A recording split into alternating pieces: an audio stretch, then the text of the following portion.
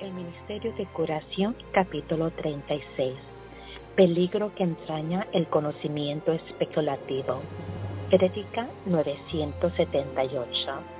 Adelante, Pastor Diego Zapata, el tiempo es para usted.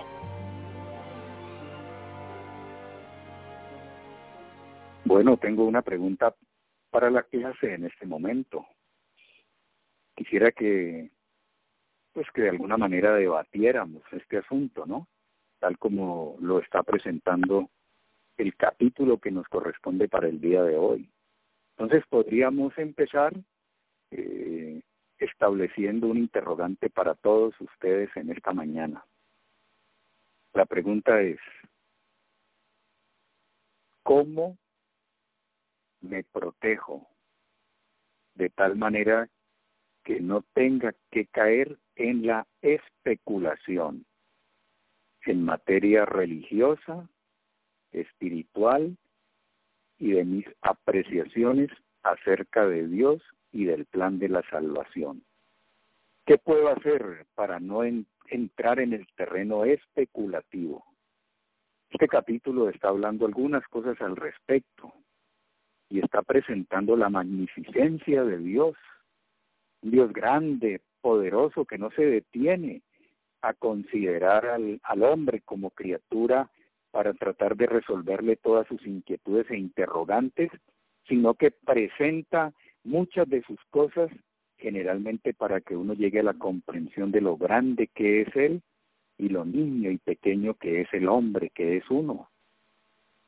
Recuerden ustedes, apreciados hermanos, cuando Jesús tuvo esa entrevista con Nicodemo, ¿no? Y en el deseado de todas las gentes, que tiene reservado un capítulo para la experiencia de este hombre del Sanedrín judío, Elena White escribió allí que Nicodemo no necesitaba tanto conocimiento teórico.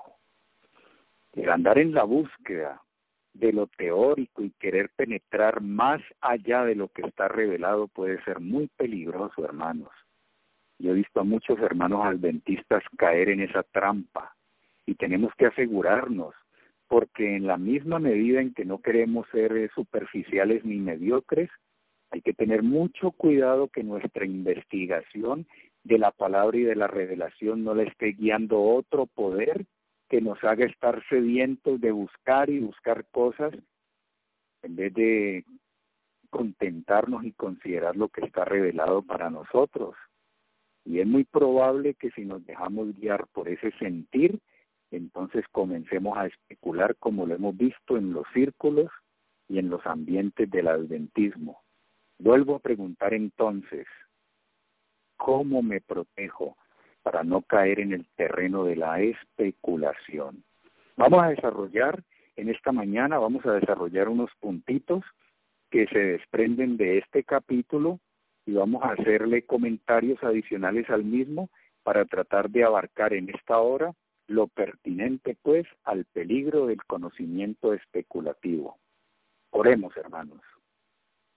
Amado Padre Celestial, gracias porque tú has ofrecido tu compañía a tus hijos.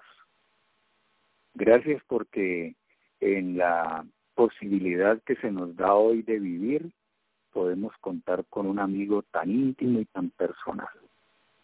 Quiero suplicarte en favor de los hermanos que llegan en esta hora, que abren sus ojos, que tienen tantas expectativas, ilusiones, que están pasando por chascos y por situaciones difíciles, para que tú estés tan incluido en nuestros corazones, de manera que tengamos paz y la seguridad de la dirección de Dios. Quédate con nosotros y explícanos estas cosas, Señor. Acláralas, guárdanos en ti y ayúdanos para que podamos mantenernos en la experiencia que el cielo verdaderamente aprueba. Son bendiciones y súplicas que te pedimos en el nombre bendito de Cristo Jesús, Señor y Salvador nuestro. Amén. De manera que este capítulo hay que tratar de establecerle una relación muy estrecha con el capítulo anterior, del cual nosotros hicimos 2 grabaciones. El capítulo anterior, llamado El verdadero conocimiento de Dios, y acerca del peligro del conocimiento especulativo, dejan a un servidor a merced de una conclusión que quiero proponerles a ustedes de entrada. Cuando trato de relacionar estos dos capítulos, inmediatamente recuerdo entonces la experiencia del pueblo judío en tiempos de Jeremías. Vamos a tratar de mirar esto y relacionarlo con los dos capítulos, ¿no? El verdadero conocimiento de Dios y el peligro que entraña, pues el caer uno en el terreno de la especulación. Y podemos entonces encontrar ahí una respuesta a qué hacer para ser protegido de esto, o en el mejor de los casos, ¿no? ¿De dónde es que se desprende el que un hombre que busca a Dios pueda de pronto degenerar y caer en el terreno de la especulación? Repito, Jeremías capítulo 4, versículo 22 y 23. Miren lo que Dios dijo acerca de su pueblo en tiempos de este profeta. Dice, porque mi pueblo es necio, no me conocieron, son hijos ignorantes y no son entendidos. Son sabios para hacer el mal, pero hacer el bien no supieron. En otras versiones de la Escritura, en lugar de decir mi pueblo es necio, lo llama pueblo loco. Y la razón para poder Dios tildar y señalar a su pueblo de esta manera, que nos parece bastante desconsiderada por momentos, ¿no?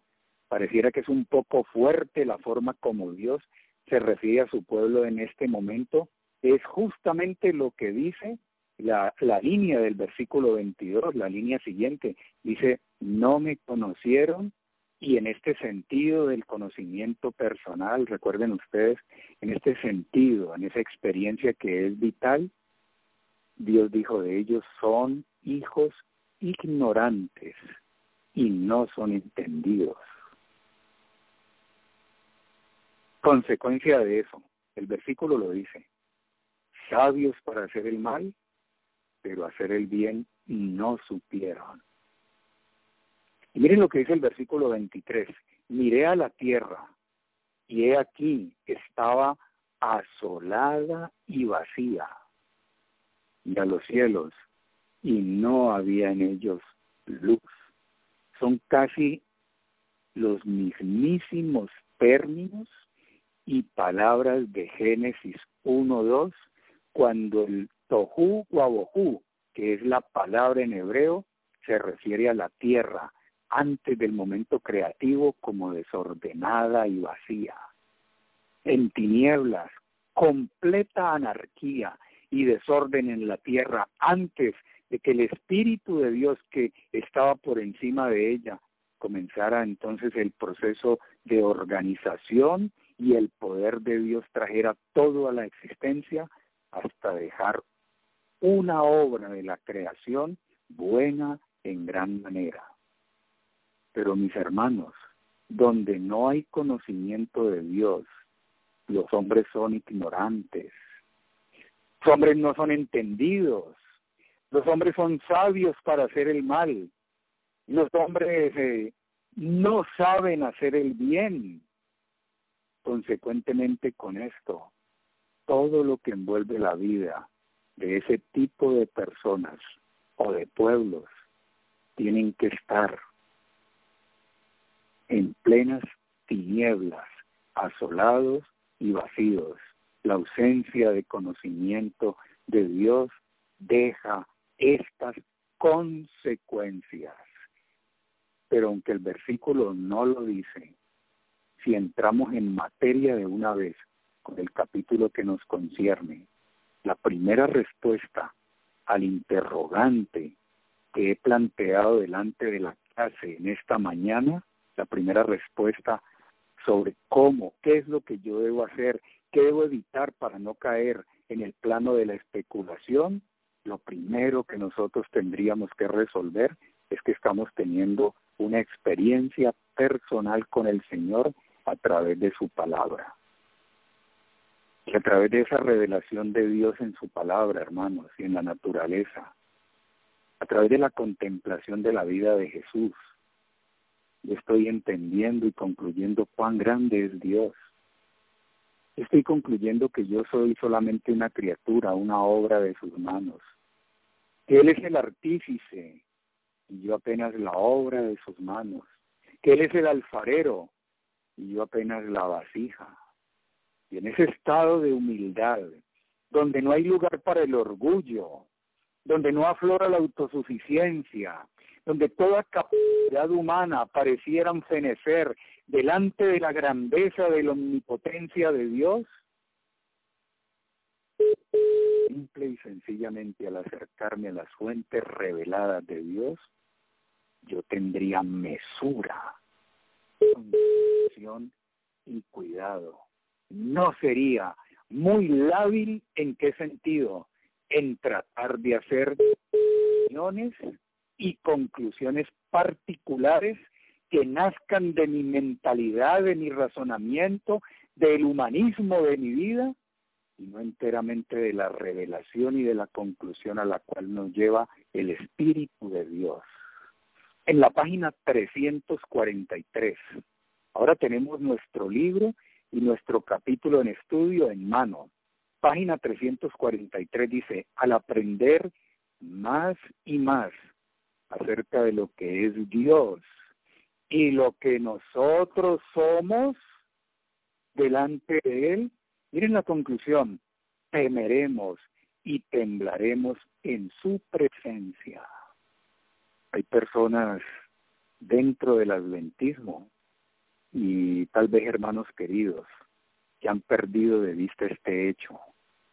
Y yo no quiero que nosotros lo perdamos, hermanos. Yo quiero que tengamos la seguridad del amor de Dios. Yo quiero que tengamos la seguridad de esa solicitud divina por nosotros, pero que allá en el fondo del corazón nos embargue a nosotros el sentimiento, la reflexión, parta de eso, y de una mesura y una consideración en el corazón de que nosotros apenas somos barro, somos polvo. El hálito de vida nos acompaña todavía por voluntad de Dios, pero una vez eso se desprenda, todo morirá y no somos absolutamente nada. Cuán grande es Dios, cuán pequeño es el hombre. La grandeza del amor de Dios, percibida por sus hijos, les haría acercarse al tomo sagrado con mucha prudencia, bajo oración y cautela. ¿Cuántos hermanos, repito, dentro del adventismo se han arrogado el derecho y las prerrogativas de interpretar, por decir algo, las profecías como a ellos les parece? Y se ha generado un sensacionalismo increíble. Esas luminarias del adventismo hoy por hoy, que tienen que apelar a este tipo de argumentos y de planteamientos para mantener cautiva la atención del pueblo, sí que me parece a mí peligrosa, hermanos. Y si hemos estado discrepando de todos aquellos cultos y organizaciones religiosas donde se estimula lo sensorial, pienso que nosotros los adventistas no hemos escapado a lo mismo cuando accedemos al sensacionalismo que trae la reinterpretación de las profecías de tiempo y que ha llevado a muchos ponentes del adventismo y personas hasta sinceras y serias tal vez a poner fechas, a decir horas y a moverse en medio de un público que está como sediento y ansioso de escuchar este tipo de cosas hasta convertirse en personajes muy populares dentro de esos ambientes donde la mentalidad es conocer más y más y más, porque no se contentan con la revelación de Dios. Dios sigue estando en el lugar donde reveló la luz por última vez. Dios nos ha dejado a nosotros mecanismos protectores, no solamente en su palabra como tal, en el canon bíblico, sino también en lo que conocemos como la luz menor. Y dentro de ese espacio, el adventista, el Hijo de Dios, sincero o mesurado, delicado, al tomar estas cosas como con pinzas, porque saben que son un misterio que Dios quiere revelar. Dentro de ese ambiente podrá moverse con entera seguridad. Mis apreciados hermanos, una revelación de Dios hoy es lo que necesitamos, ¿no? El verdadero conocimiento de Dios. Y la conclusión de eso no es lo que pasó con el pueblo en tiempo de Jeremías, como acabo de leer en el capítulo 4, sino lo que dice aquí en la paginación que tengo de este capítulo, la nota de la 343, al aprender más y más acerca de lo que es Dios y lo que nosotros somos delante de Él, temeremos y temblaremos en su presencia. ¿Cuánta prudencia entonces tendríamos para poder derramar conclusiones? Nosotros hemos sido en este mundo educados y ha sido educada y formada nuestra mente dentro de la lógica del pensamiento y también dentro de los aspectos que tienen que ver con lo sensorial. De manera que si estos dos elementos, lo sensorial y lo lógico, muy pero muy de los hombres, si ese ha sido más o menos el modelo formativo y educativo del cual nosotros hemos salido, pues déjenme decirles que se ha establecido una estructura en nuestra mente que se desprende o tiene como pilares la lógica y lo sensorial.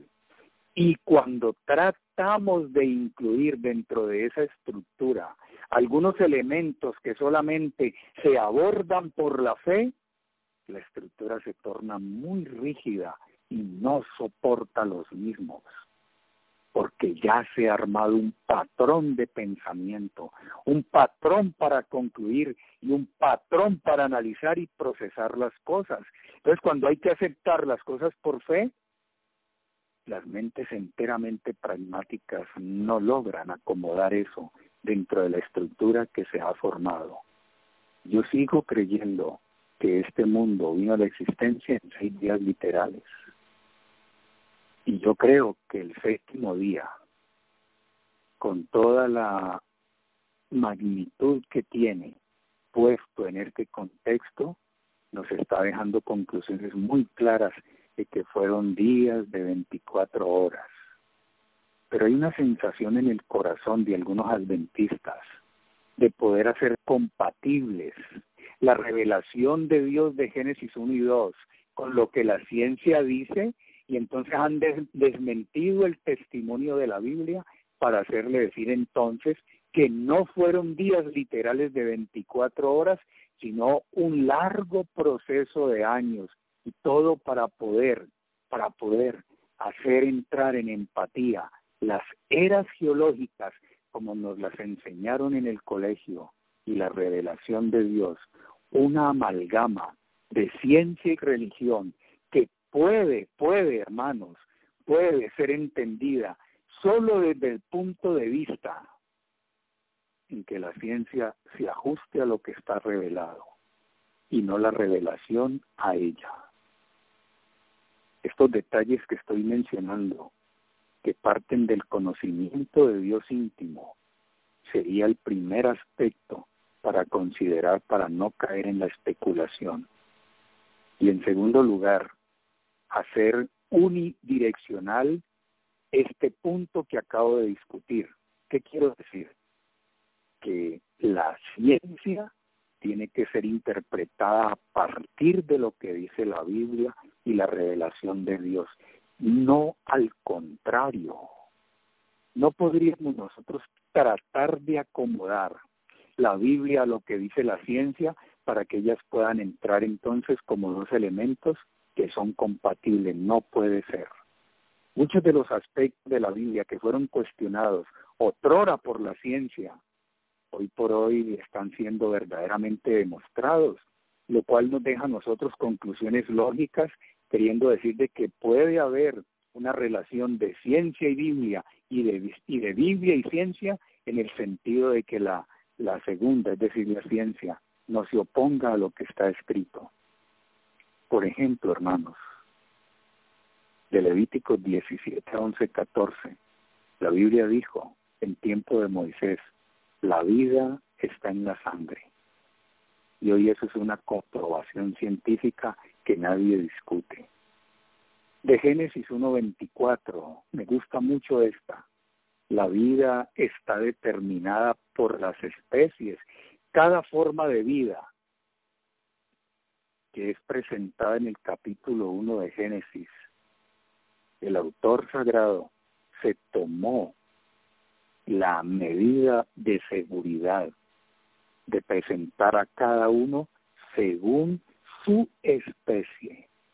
Y hasta ahora no hemos visto nunca que un individuo de una especie pueda llegar a formar parte o a generar individuos de una especie distinta.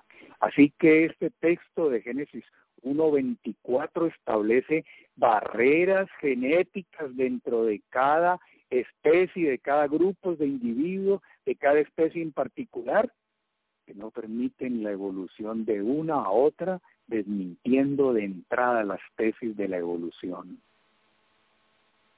Esta de Génesis 2:7, ¿cuántos elementos que se encuentran en la tierra, minerales, forman parte del cuerpo humano? Lo que se ha encontrado es que hay alrededor de 28 de ellos. Y así podríamos nosotros seguir mencionando algunos aspectos que debidamente considerados desde la Biblia y luego por los hechos confirmativos de la investigación nos darían entonces a nosotros una relación muy bonita entre una cosa y otra. Pero a muchos de nosotros nos ha parecido mejor y más encantador tal vez considerar lo que la ciencia dice y luego mirar a ver si la Biblia está de acuerdo con eso. Y si no está de acuerdo con los hallazgos de la metodología científica, pues conclusión obvia y palmaria, lo rechazamos, no puede ser así. Eso es verdad en las mentes estructuradas por la lógica y por el razonamiento humano y por la filosofía de este mundo, pero no para el hombre de Dios, que conoce a Dios, que no es ignorante en este sentido y que es entendido. Una apreciación clara del carácter de Dios, repito, nos haría, según Elena White aquí, que temamos y temblemos en su presencia. Miren que este párrafo continúa diciendo, reciban los hombres de hoy advertencia de la suerte de aquellos que en lo antiguo pretendieron tratar sin miramientos lo que Dios había declarado sagrado. Así que aquí nos aconseja que los hombres de hoy reciban esa advertencia de las serias implicaciones que puede tener tratarlo de Dios como si fuese profano y no sagrado. La Biblia es muy clara al separar entre una cosa y otra. Y en ese mismo libro del profeta Jeremías se presenta un muro con unas dimensiones que son verdaderamente exorbitantes y grandes para enseñarnos el Señor a nosotros a gritos que la distinción entre sagrado y profano debe quedar muy clara en nuestro corazón. ¿Cómo entramos al templo, no, hermanos? ¿Cómo entramos al templo? Recuerden lo del arca en tiempos de Usa. ¿Cómo tratamos nosotros la ley de Dios, las revelaciones de su palabra? ¿Qué es para nosotros la Biblia? ¿Qué es para nosotros la documentación UAE? Muchas mentes dentro del adventismo siguen debatiendo si estos libros son inspirados o no. Yo prefiero caminar en puntillas frente a estas declaraciones del Señor. El párrafo en mención continúa tratando el asunto de esta manera. Cuando los israelitas se atrevieron a abrir el arca que les fuera devuelta del país de los filisteos, su irreverencia fue castigada de un modo notable. Considérese también el juicio. sigue diciendo la nota, que cayó sobre Usa. Al ser llevada el arca a Jerusalén durante el reinado de David, Usa alargó la mano para sostenerla y su presunción de tocar el símbolo de la presencia de Dios fue castigada con una muerte instantánea. Y yo quiero permitirme seguir leyendo algunas de las notas de esta página, porque me parecen relevantes. A continuación dice, en el incidente de la zarza ardiente, cuando Moisés, no reconociendo la presencia de Dios, ¿verdad? Inicialmente no sabía qué era. Se volvió, se acercó para contemplar ese maravilloso espectáculo. Vino la voz desde la zarza donde se ocultaba la gloria de Dios, permitiendo simplemente la revelación de ella que este pobre hombre podía soportar. Y esa voz le dijo, Moisés, no te allegues acá, quita el calzado de tus pies, porque el lugar en que tú estás, tierra santa es. ¿Cuántos hermanitos sinceros se fueron tras, comillas, luminarias de este mundo adventista? Hombres que eran una personalidad ante ellos, que jugaron con la conciencia de los mismos, que manejaron los textos con un sesgo raro y equivocado, sin la dirección del Espíritu, y se fueron tras ellos dejándolo todo, porque se fijó una fecha, una hora y un día. Y en medio de todo ese revolú, hermanos, que ocasiona esto, nosotros perdemos de vista a Dios y lo que dice su palabra, cuando en ese momento se nos llama a tener una visión en conjunto de las cosas, y perdemos de vista declaraciones tan sencillas, pero tan elocuentes y protectoras, para no precipitarnos en ese tipo de cosas. Por ejemplo, el día y la hora nadie lo sabe. Hoy en día hay días para el juicio de los vivos. Hoy en día hay hora y día para la segunda venida. Hoy en día se presentan hitos del adventismo, de la profecía, quiero decir, que se manejan dentro del adventismo, que señalados con escrúpulo de detalles dentro de desde el punto de vista cronológico, a cuántos han embaucado. La especulación en medio nuestro cunde, y nosotros deberíamos tener mucho cuidado para que al recibirla escuchemos también la voz que le habló desde la zarza a Moisés. ¿Qué hizo Moisés? Cubrió su rostro porque tuvo miedo de mirar a Dios.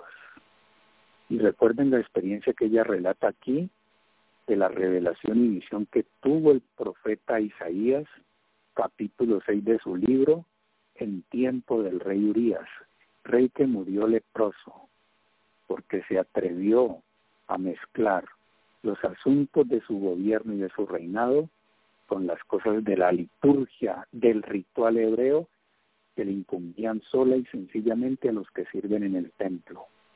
Y por ese acto de él, murió leproso, y en esa condición se encontraba el pueblo, cuando Isaías recibió la revelación, y cuando él pudo ver asombrado con sus ojos la grandeza de Dios, mis hermanos, el poder del Señor, lo único que pudo decir fue, ay de mí, que soy un miserable, un pobre, indigno, porque teniendo el corazón lleno de inmundicias como este pueblo, han visto mis ojos al Rey en su hermosura. Y una vez tuvo esa revelación Isaías, y pudo mostrársele a él la podredumbre del corazón del pueblo como la del Rey, y aún la suya, la de Isaías, porque era apenas un mortal, un pecador. Ahora se adelantó, y con mucho respeto, después de escuchar la voz que se le pedía, ¿a quién enviaré y quién irá por nosotros? Y él contestó, con humildad, hermanos, no como las características de este pueblo necio, de tiempo de Jeremías, de este pueblo loco, de este pueblo ignorante. Son los términos que utiliza Dios para referirse a su pueblo que no le ha conocido a él, a pesar de tener toda la luz que le dio. y estar mandando sus voceros y sus mensajes.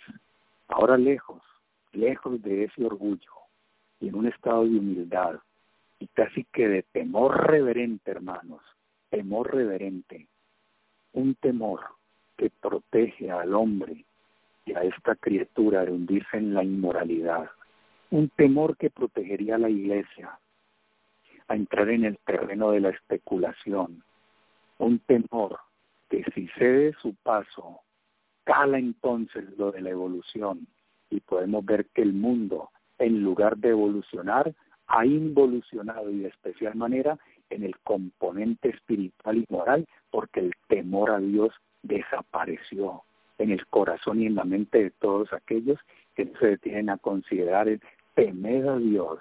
Y el principio de la inteligencia y de la sabiduría es el temor, sino que creyeron que nosotros somos el resultado de un largo proceso evolutivo. Si quitamos la Biblia, la evolución ocasionará un colapso peor de lo que hemos visto en este mundo de hoy. La invitación de un servidor en este momento es para que consideremos en oración lo que el Señor nos ha dado en materia de revelación, para que le pidamos a Él una revelación de su grandeza, una manifestación más clara de quién es, y para que eso deje en nosotros la conclusión que dejó en Isaías, que dejó en Jeremías, que dejó en Moisés, que dejó en los grandes hombres de la historia bíblica, hasta en Saulo de Tarso, recuerden, cómo quedó Saulo, cómo quedó su orgullo y su suficiencia, todos completamente abatidos. Ahora estas personas tienen una gran precaución para interpretar lo de Dios sola y sencillamente bajo la dirección de su palabra y de su Santo Espíritu. A mí me parece que quien no hace eso así es un irrespetuoso, es un irreverente. Mis queridos hermanos, yo he señalado de este capítulo 1, 2, 3, 4 y 5 aspectos que nos pueden ayudar a nosotros entonces para no caer en la especulación, además del que acabo de discutir.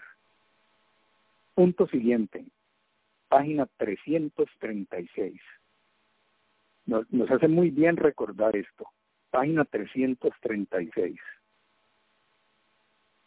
Les recuerdo, voy a mencionar y a desarrollar brevemente algunos de los puntos presentados en este capítulo para que podamos escapar entonces a la especulación. Página 336, bajo el subtítulo que encontramos ahí de escudriñar los misterios divinos. Entonces comienza con una declaración de Deuteronomio 29, muy conocida para nosotros, que dice: las cosas secretas pertenecen a Jehová nuestro Dios, pero las reveladas son para nosotros y para nuestros hijos por siempre. El paciente que está aquí se me acercó y me dijo, esa es la pregunta del millón, ¿no? Casi siempre se nos extenderá esta inquietud.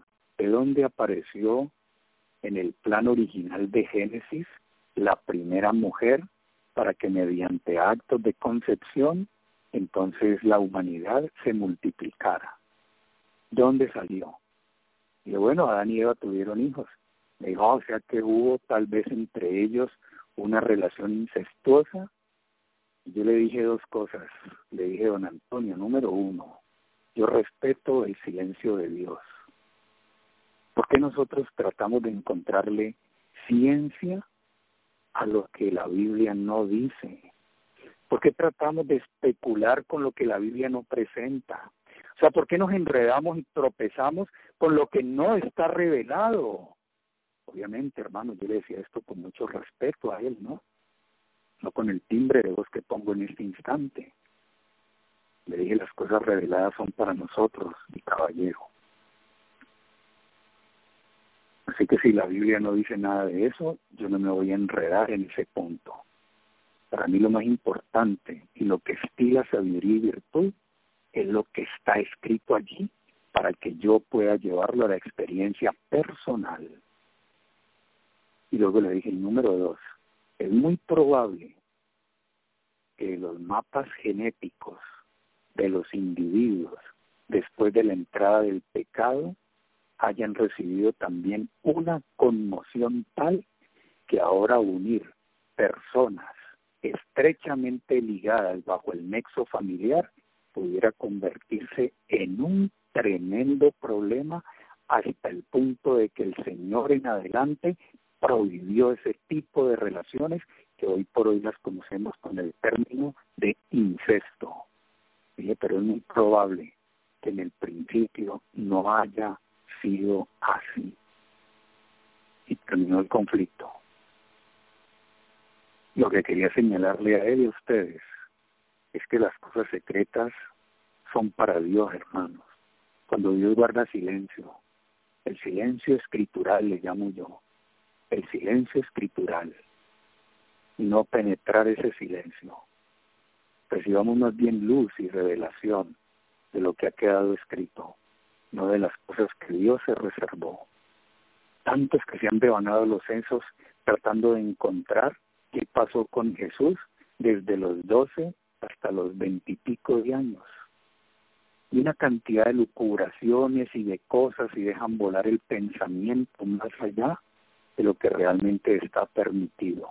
Así que un punto muy importante para tener en cuenta para esta clase es lo que está revelado, es para ti y para mí, y lo que se ha hundido en un misterio o en un secreto o en un silencio, déjeselo a Dios y aborde esto también por fe, porque lo revelado es para nosotros y para nuestros hijos. Y ahora la señora White extiende esta declaración en ese párrafo de la página 336 de esta manera. La revelación que de sí mismo dejó Dios en su palabra es para nuestro estudio. Y podemos procurar entenderlo, debemos.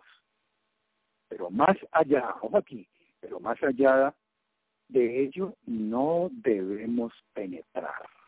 ¿Hay seguridad en eso o no? ¿Hay consejo o no? Luego dice, el hombre más inteligente podrá devanarse los sesos en conjeturas con respecto a estas tres cosas, a la naturaleza de Dios. Y ojo para los que de alguna manera han sentido el hechizo y el encanto de lo que se propala hoy por hoy con respecto al Espíritu Santo y a la naturaleza de Jesús. Ella dice que en eso estamos penetrando un ambiente y un terreno que está encantado y es supremamente peligroso, y que quien lo haga no volverá a salir de allí con seguridad, mis apreciados hermanos. La naturaleza de Dios, un misterio. Y aquí dice ella, el hombre más inteligente podrá aplicar todo su esfuerzo y hacer conjeturas, especular, mejor dicho, respecto a la naturaleza de Dios, pero semejante esfuerzo será estéril. No nos incumbe resolver ese problema y yo prefiero ampararme en esto. Lidiar con las mentalidades que hoy por hoy defienden este asunto del Espíritu Santo y de Jesús como una criatura. Qué tremendo problema nos representa. Yo prefiero guardar silencio, porque hasta dentro de sus argumentos he oído decir que los escritos Guari están manipulados y distorsionados. Y frente a esas posiciones, ¿qué te queda entonces? Si ya las páginas más escogidas y selectas para defenderlo del espíritu no sirve, porque eso experimentó la manipulación de los fideicomisarios, tal vez, o de la infiltración que ha tenido la Iglesia, la penetración que ha tenido desde el jesuitismo, como dicen algunos. ¿Sobre qué terreno nos movemos entonces? Esto realmente es un caos, hermanos. Esto es un caos. Esto es una anarquía. Y el hombre de fe, el hombre de Dios, que no trata de conseguir más allá de lo que la revelación le dice, sino que se ampara en lo que está escrito, puede encontrar un margen de seguridad para seguirse moviendo. Yo quiero preguntarme ahora, ¿Por qué es más importante referirse al día y la fecha? ¿Por qué es más importante señalar un momento para el juicio de los vivos? ¿Por qué es más importante señalar una fecha, verdad? Una fecha con puntos y detalles con respecto a la exaltación del falso día de reposo. ¿Y por qué ha sido esquivo para muchos de ellos y de nosotros el no resistáis al que es malo? Tal vez una cosa no excluye la otra, pero ¿por qué hacerle tanto énfasis a aquello que nos parece novedoso, cuando la novedad en la palabra seguirá siendo el pecado no se enseñoreará de vosotros? Elena White dice aquí, vuelvo al párrafo, no nos incumbe resolver este problema, hermanos. No hay mente humana capaz de comprender a Dios. Nadie debe permitirse entrar en especulaciones respecto a la naturaleza de Dios. Aquí el silencio es elocuencia. El omnisciente trasciende toda discusión. Te sugiero, encierra ese párrafo y hazlo digno de tu estudio y de tu meditación cuidadosa. Avancemos al párrafo siguiente de esa página. Ni aun los ángeles pudieron participar en los consejos habidos entre el Padre y el Hijo al trazarse el plan de la salvación. Y los seres humanos no deberían inmiscuirse en los secretos del Altísimo. Somos respecto de Dios tan ignorantes como un niño, pero, como niños, también podemos amarle y obedecerle.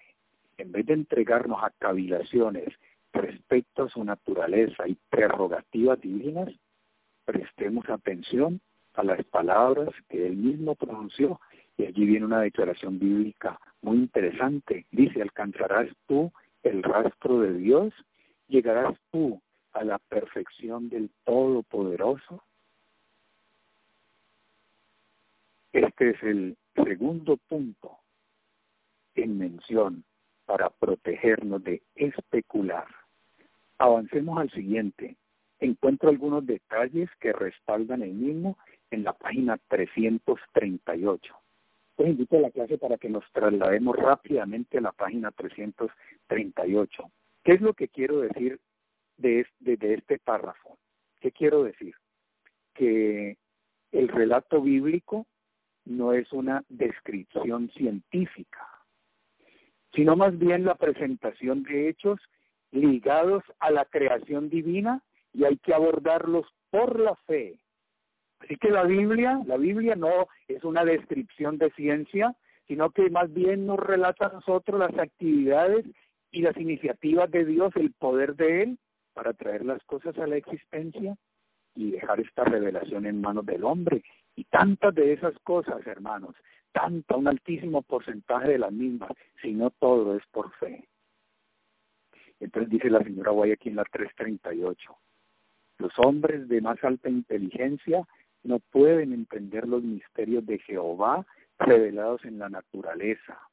La inspiración divina hace muchas preguntas a las cuales los sabios más profundos no pueden responder.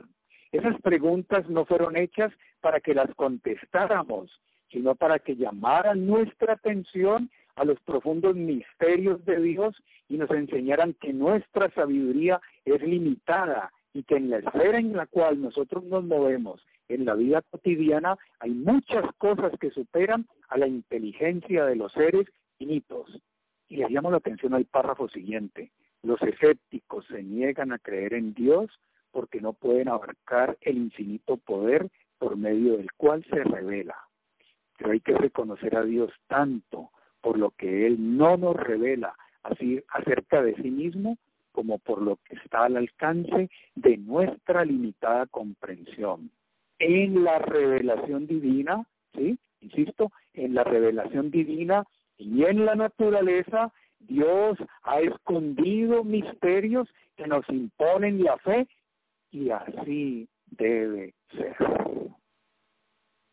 ¿Cuánto tiempo se cuestionó y se discrepó de un pasaje de Isaías, tal vez el capítulo 20 de ese libro, donde él habla del palacio de un tal rey Sargón, pero como en los anales de la historia no quedaba consignado absolutamente nada al respecto, los escépticos y críticos, y hasta los religiosos que no abordan la revelación por fe, llegaron a decir que ese texto era espurio, el libro también lo era, y consecuentemente toda la revelación de Dios, porque al plantear escenarios y personalidades de las cuales no se tiene ninguna memoria en la historia, pues entonces hay que sujetar la Biblia a esas pobres conclusiones. Pero apareció la arqueología. De repente emergió la pala del arqueólogo. Muchos le han llamado a la arqueología la ciencia de Dios, y alguna vez haciendo excavaciones profundas con la pala del arqueólogo. Aquellos que lo hacían encontraron detalles,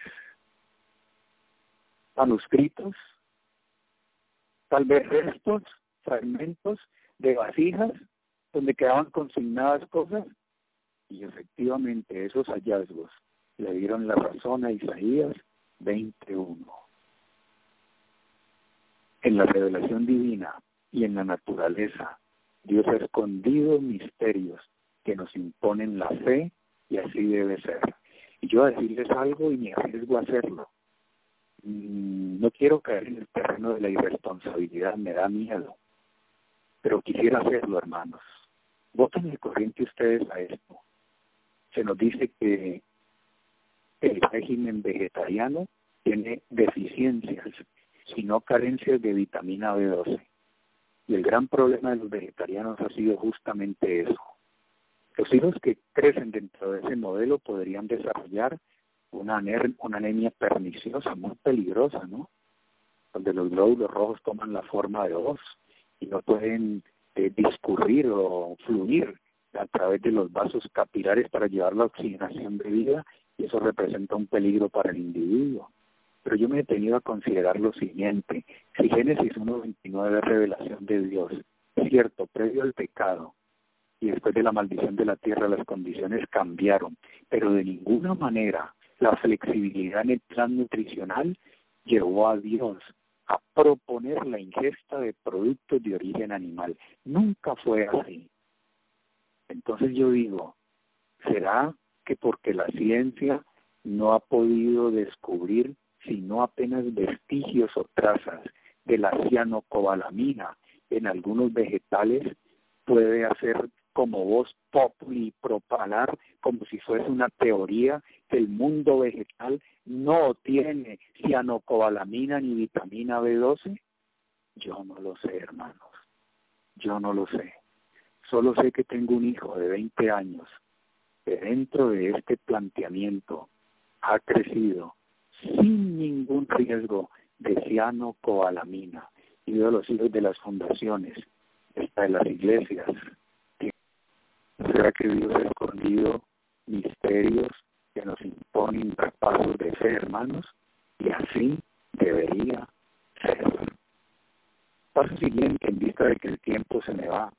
Entonces vamos al cuarto punto. Leo ahora de la página 345. Página 345, terminando el capítulo. Dice así, apreciados hermanos: el hombre no puede encontrar a Dios mediante la investigación. Entonces aquí en este punto he señalado la verdadera ciencia, sí, la verdadera ciencia, la que está en armonía con la revelación, irá más allá de la evidencia observable, aunque se siga apoyando en la metodología científica, en los hallazgos y descubrimientos de la misma. Es verdad, respetamos eso y creemos en eso, pero la verdadera ciencia, aunque se apoye en la evidencia observable, dará un paso más allá, vuelvo a decir, un paso de fe. Porque dice aquí Elena White, el hombre no puede encontrar a Dios mediante la investigación. El método científico tiene su lugar, lo tendrá, y en armonía con la revelación, tiene que inclinarse ante lo que Dios ha revelado y ha escrito en la naturaleza, y muchos de ellos misterios. Nadie intente con mano presuntuosa alzar el velo que oculta su gloria. Y de Romanos 11 cita: cuán incomprensibles son sus juicios e inescrutables sus caminos. Prueba de su misericordia es el hecho de que su poder quede oculto, pues alzar el velo que esconde la divina presencia acarrea la muerte. Ninguna inteligencia mortal puede penetrar ese secreto en que Él, el Todopoderoso, reside y obra. Él es el gran yo soy. De la página 338 regreso, casi para ir concluyendo. Primer párrafo de la página 338. Dice un servidor, punto número 5, mantener una actitud humilde. Y efectivamente aquí dice: no se encuentra la sabiduría escudriñando los secretos de la tierra, ni consumiéndose en vanos esfuerzos por penetrar los misterios de la persona de Dios. ¿Cómo se encuentra entonces, hermanos? ¿Cómo se encuentra la sabiduría? ¿Cómo somos protegidos de la especulación? ¿Cómo hacemos para enfocar nuestros esfuerzos de tal manera que no se consuman apenas en algo vano? Se encuentra más bien recibiendo humildemente la revelación que Él se dignó darnos. Y ojo a esto, que es lo que me preocupa: conformando la vida a su voluntad. ¿Por qué será que es más importante fijar una fecha que tener una victoria sobre el mal genio? ¿Por qué será que nos cuesta tanto lidiar con los defectos de nuestra personalidad, con nuestros diferentes temperamentos, con las deficiencias de nuestro carácter, pero somos acuciosos para tratar de encontrar todas aquellas cosas que despiertan la atención del pueblo y lo hace que entre en un éxtasis y en un reavivamiento espúreo? ¿Dónde se encuentra la sabiduría? ¿Cómo somos protegidos de tal manera que nuestros esfuerzos no se hundan en lo vano y no lleguemos al terreno, repito, de la especulación? Y aquí hay una recomendación bien interesante: háganlo recibiendo humildemente la revelación que Él se dignó darnos, porque somos apenas sus criaturas, y conformando la vida a su voluntad. Reitero, 651 del conflicto. No podemos honrar a Dios sino en la medida del conocimiento que tengamos de su carácter, de su gobierno y de sus propósitos divinos, y obremos conforme a las luces que nos han sido concedidas. Finalizo. ¿Para qué discutir delante de Dios teorías cuando lo que nosotros cada día necesitamos es una revelación más clara de Él? Lo que más necesita el alma es una regeneración espiritual. Y la persona que se acerca a buscar a Dios bajo estos ingredientes necesariamente van a recibir una revelación del Altísimo.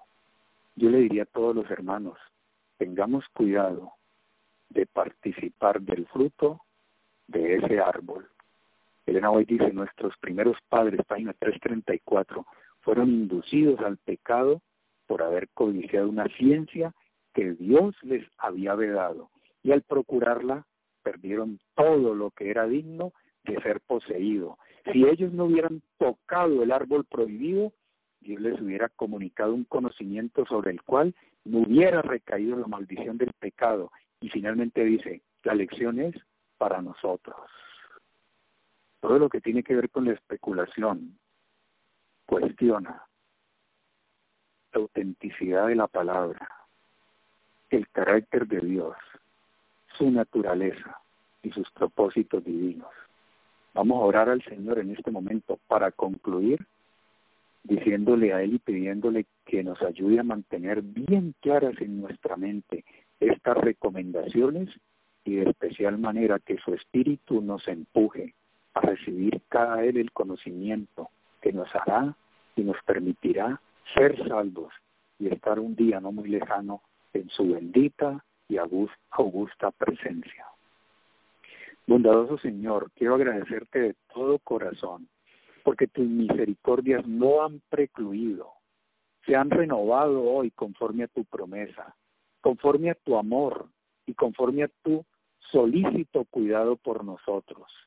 Gracias por tu palabra, Señor, y por esta revelación tan grandiosa. Gracias por los mecanismos de protección que encontramos en ella al seguir cuidadosamente cada una de estas líneas que han sido reveladas para nuestra seguridad, nuestro bienestar, nuestra utilidad, nuestra felicidad y nuestro destino eterno. Te amamos, Señor, con todo el corazón. Ten cuidado de nosotros y protégenos, porque somos vulnerables y estamos en un terreno encantado. Ayúdanos a caminar de tal manera que lo cojo no salga del camino. En el nombre del Señor Jesús. Amén.